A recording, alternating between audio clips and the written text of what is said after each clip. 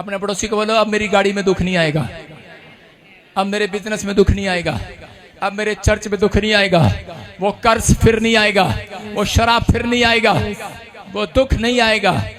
परमेश्वर आपके धन में वो दुख नहीं आने देगा। लिखा धर्मी जन को गड्ढे में गिराते तो हैं, कह रहा लेकिन परमेश्वर धर्मी जन को गड्ढे में से निकाल लेता है, दुख में से निकाल लेता है। डोंट वेरी, परमेश्वर यहाँ है, धर्मी जन की ओर देख रहा है परमेश्वर। आज धर्मियों को वादा करना है परमेश्वर से कि परमेश्वर मैं तेरे पीछे चलना चाहता हूँ। कितने लोग चलना चाहते हैं परमेश्वर के पीछे?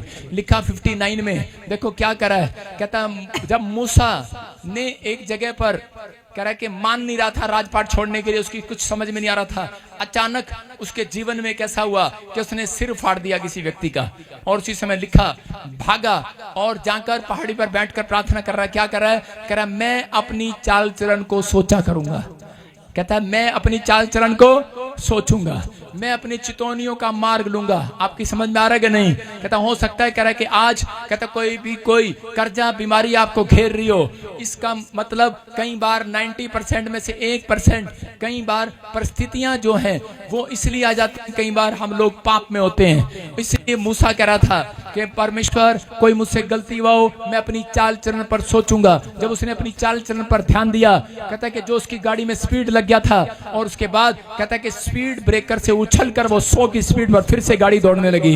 हो सकता है आपके जीवन में कोई बिजनेस में कोई स्पीड ब्रेकर आ गया हो, आपका बिजनेस आजकल ना चल रहा हो, लेकिन याद रखना जैसे ही आप मिडनाइट प्रेयर करेंगे, जैसे ही आप मूसा की तरह पहाड़ी पर जाएंगे, मैं कह रहा हूं आप जैसे मूसा की तरह अपने प्रेयर रूम में जाएंगे, जो स्थान आपने निश्चित किया है वहां पर जाओ। पूरी रात मैं कह रहा हूं 2 घंटे तो आप परमेश्वर को दे सकते हो मिडनाइट प्रेयर में। 12 से 2 प्रार्थना करके देखो, परमेश्वर कह रहा अगली सुबह आपकी गाड़ी स्पीड दौड़ेगी यीशु मसीह के नाम में। जिस जो ब्रेकर आपके लिए लगा दिया गया है, मैंने कहा वही लोग आपके सामने से ब्रेकर तोड़ेंगे यीशु मसीह के नाम में।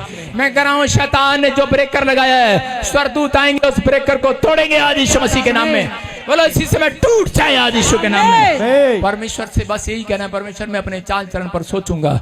अगर आप सोच रहे हैं, परमेश्वर आज रात आपके जीवन में कहता है कि बड़ी आशीष को खोल रहे यीशु मसीह के नाम में। बस आपको सोचना है कि मेरा बिजनेस क्यों नहीं चल रहा, मैं मसीह में आने के बाद क्यों नहीं बढ़ रहा? क्योंकि हम लोगों ने 2 गलतियां की हैं। बहुत सारे लोग 2 गलतियां करते हैं, वो अपनी लाइफ में कहते हैं सुसमाचार सुनाना बंद कर देते हैं, गवाहियां देनी बंद कर देते हैं, खुदा के कामों में हेल्प करना बंद कर देते हैं। इस कारण से वो लोग कह रहे दुखी रहते हैं, उनके घर में धन नहीं रहता। इसलिए लिखा परमेश्वर का आत्मा कहता है यहोवा उन लोगों को धन की आशीष देता है और सुख भी मिलाता है जो परमेश्वर का सुसमाचार सुनाता है, जो परमेश्वर के कामों में हेल्प करता है। इसलिए लिखा दोगे तो दिया जाएगा।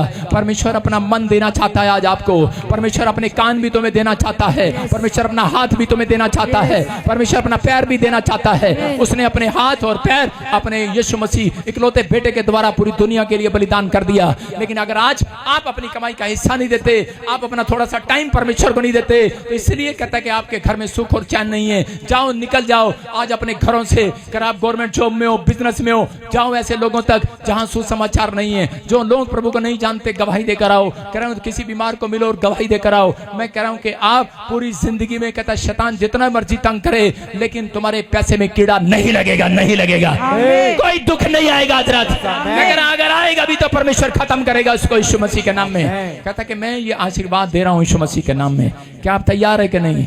अब्राहम को पता था, उत्पत्ति 13 के 8 और 9 में लिखा, अब्राहम को पता था, जेनेसिस चैप्टर उसके 13 में 8 और 9 में लिखा कि अब्राहम की जब संपत्ति बढ़ गई तो उसी समय अब्राहम जानता था कि अगर मैंने परमेश्वर के खुदा के कामों में हेल्प नहीं किया तो कहता कि मैं प्रॉब्लम में रहूंगा। उसने अपने भतीजे लूत को बुलाया और उसने कहा जो तुझे चीज सुंदर लगे, पहली पसंद तेरी ये ले ले, क्योंकि जानता था सिर्फ पैसे के कारण ही झगड़ा बढ़ता है। कह रहा इन चीजों के कारण ही घर में कलेश रहता है। और उसने उसी समय परमेश्वर के सामने अपने भाई को, अपने भतीजे को कहा, कह रहा मुझे शांति चाहिए क्योंकि तुम्हारे कारण, तेरे वॉलंटियरों के कारण, मेरे वॉलंटियरों के कारण आपस में झगड़ा हो रहा है। कहता इसलिए आज कहता चर्च में, कह रहा विश्वासी में, बिजनेस में आजकल झगड़े हो रहे हैं। सिर्फ किसके लिए? हेलो, पैसे के लिए और मोह माया के लिए, मोह माया के लिए और महिमा पाने का घमंड कि मेरा नाम ऊपर हो जाए, मेरा नाम ऊपर आ जाए, मेरे पास ज्यादा पैसे आए, मेरे पास ज्यादा लोग आए। लेकिन अब्राहम ने ये बात किया, अब्राहम ने उसी समय उसने कहा मुझे नहीं, मुझे परमेश्वर चाहिए, मुझे इंसान नहीं, महिमा नहीं, पैसा नहीं, मुझे परमेश्वर चाहिए। और उसने अब्राहम ने कहा लूत ले जा जो लेना है। लूत ने जो हिस्सा पसंद किया था उसके बाद ऐसी आग गिरी उस हिस्से पर और वो खत्म हो गया। लेकिन अब्राहम को जो हिस्सा परमेश्वर ने दिया था, कहता कि आज के बाद ये बंजर भूमि फसल पैदा करेगी यीशु मसीह के नाम में। याद रखना आपको जो मिला है, क्योंकि अब्राहम का भरोसा परमेश्वर पर था कि मैं जहां जहां जाऊंगा कहता वहां मैं आशीष पाऊंगा। याद रखना, कहता कि आशीष कहता ऑस्ट्रेलिया अमेरिका कनाडा में नहीं है, आशीष कहता कि आपके गांव में शहर में नहीं है, कहता है आशीष आपके अंदर छिपी हुई है। याद रखना, जहां जहां आप जाएंगे बरकत वहां जाएगी। अब्राहम जहां जहां गया बरकत वहां आई। याद रखना, जहां जहां आप जाएंगे बरकत आज से आपका पीछा करेगी। चर्च प्रार्थना करने वालों का पीछा करेगी चर्च, ईमानदारी से चलने वालों का पीछा करेगी चर्च, चाल चलन में सुधार करने वालों का पीछा करेगी चर्च। जहां जहां आप जाएंगे बरकत वहां आएंगी। एक आदमी ने कहा आपने जूते दे दो, मैंने कहा ले जा भाई। उसने कहा नहीं जी, उसने ठा के कोठे पे ऐसे टांग के रख लिया, बुरी नजर वाले तेरा मुंह काला। मैंने कहा आप समझ रहे हैं, आधा विश्वासी था वो, आधा न जाती था 50-50। वहां पर लिखा था बुरी नजर वाले काला, जूता भी टांग दिया। मैंने कहा भाई ये क्या कर रहा है जूते का। और मेरे लोग बोलने लगे करे पापा आपके जूतों की देखो क्या वैल्यू हो रही है, उसने अपने घर पे टांग दिया। क्या आशीष? मैंने कहा आशीष जूतों में कपड़ों में नहीं, आशीष बजिंदर सिंह के अंदर छिपी हुई है। याद रखना, याद रखना, आशीष आपके अंदर छिपी, आपके हाथों में छिपी, आपके मुंह में छिपी है। याद रखना, परमेश्वर आज रात आपका चाहे कोई कुछ भी ले जाए, आपको चाहे कुछ भी करे, लेकिन याद रखना मैं कह रहा हूं कि अगर कोई कितना बदनाम करे, लेकिन मेरे अंदर से यीशु मसीह को नहीं निकाल सकता। यीशु मसीह आज भी आपके अंदर और मेरे अंदर वास कर रहा है। आज आपका विश्वास होना चाहिए चर्च कि वो यहाँ पर है। आज रात परमेश्वर आपकी जिंदगियों में वो सुख और चैन, वो आराम वापिस देगा यीशु मसीह के नाम में। वो परमेश्वर है जिसको मैं 10 साल से 15 साल से जानता हूं, वो विश्वास योग्य परमेश्वर है। क्या आप विश्वास करते हैं परमेश्वर है? लेकिन कुछ लोग आज भी पैसा देने में कंजूस हैं। आज भी लोग जो हैं कह रहे कंजूस, महाकंजूस हैं। एक बार मैं चर्च गया तो एक औरत आई और एक आदमी आया, कहने लगा पास्टर जी हरियाणा में था, हमारे घर आना, खाने पे आना, खाने पे। मैंने कहा बब्बो मैं जाता नहीं किसी के घर। उसने कहा नहीं आप आना, मैं आपके लिए खाना तैयार करूंगी। मैंने कहा अच्छा। मैंने कहा ठीक है आएंगे। जब मैं उसके घर गया, उसके पति ने मेरी प्लेट में चावल रख दिए और उसके सामने प्लेट आई, उसके पति के पास भी चावल। मैंने कहा लगता है मैंने 2 मिनट खाना नहीं खाया। मैंने कहा शायद दाल आ रही होगी, सब्जी आ रही होगी। ओ भाई साहब कहाँ दाल आनी थी, भूख लग रही थी देर से। क्योंकि हमारे हरियाणा में सिखाया जाता है जब किसी के घर नौता हो तो कुछ ना खाओ, सुबह से पेट खाली रखो। मैंने पेट खाली करके गया। मैंने कहा आज भगवान खाना मत बनाना, नौता है कहीं ज्यादा खाएंगे। और जब गया देखा क्या भाई साहब चावल रख दिए, 2 मिनट हो गए, 5 मिनट हो गए। मैंने कहा कुछ ले आओ। उसने कहा उसकी पत्नी की रसोई में से बस आवाज आ रही कुछ और लाऊं। उसका पति कह जाए कंजूसा, कह रहा नहीं बस हो गया। मैंने कहा यार कैसे? उसका पति ने चावल खाने शुरू कर दिया, ऊपर से पानी पीना शुरू कर दिया। मैंने कहा बेटे बजिंदर 2 बज गए, रोटी नहीं मिलने वाली। चावल खाने शुरू करिए, पानी पीना शुरू किया उसकी तरह, और चावल खाया, पानी पिया। और उसके बाद उसकी पत्नी बोली मुर्गा ले आऊं। मैंने कहा अब क्या करेगी मुर्गा, अब तो पेट भर गया चावल सही। और देखा क्या उसका पति बोला मुर्गा ले आ। मैंने कहा है, और मुर्गा मरा हुआ नहीं जिंदा ही ले, कुकड़ू। मैंने कहा भाई ये क्या है? कह रहे जो नीचे गिर जाता है ना, यीशु मसीह ने सिखाया जो नीचे गिरता है, कह रहा है कभी भी बचा हुआ खाना फेंकना नहीं। कह रहा हम मुर्गे को खिला देते हैं, मुर्गा आराम खा रहा। जो चावल गिर गए थे मेरे मुंह से। मैंने कहा तेरा भला हो जा। इतना अच्छा वचन याद है उनको, ये बात याद रहती है कंजूसों को कि जो खाना खराब नहीं जाना चाहिए, पक्षियों को खिला दो और पादरी का पेट काट दो। अरे ये भी तो लिखा भाई, जब तक पादरी खुश नहीं होगा तो अरे बड़े का आदर नहीं होगा, सम्मान नहीं होगा, आशीष कहां से आएगी? आज भी बहुत सारे लोग परमेश्वर से पैसा मांग रहे हैं, घर मांग रहे हैं, शोहरत मांग रहे हैं, सुख मांग रहे हैं, चैन मांग रहे हैं, ऐसा धन मांग रहे हैं। परमेश्वर हमारे धन में प्रॉब्लम ना आए। एक महीने की सैलरी आती है, परमेश्वर अगले महीने पता नहीं कितने चली जाती है। परमेश्वर की करिए, अगले महीने कितने चली जाती सैलरी। अब एक कंजूस कहीं के कभी खुदा के कामों में लगाया नहीं, कभी खुदा के बंदे के पेट में डाला नहीं, कहां से आशीष आएगी? अरे अगर आज डाला है, मैं कह रहा हूं आज बरकत आने वाली है। अच्छा, खुदा के कामों में लगाया है, बरकत आने वाली है। हमारे इंडिया में कल्चर है, आपने फावड़ा वो देखा? फावड़ा फावड़ा खेत में एक फावड़ी होती है, क्या होती है? फोड़ी फावड़ा। वो ऐसे होता है, वो ऐसे खींचते हैं अपनी तरफ। इसका मतलब है बस आन दे आन दे आन दे। इंडिया का कल्चर है।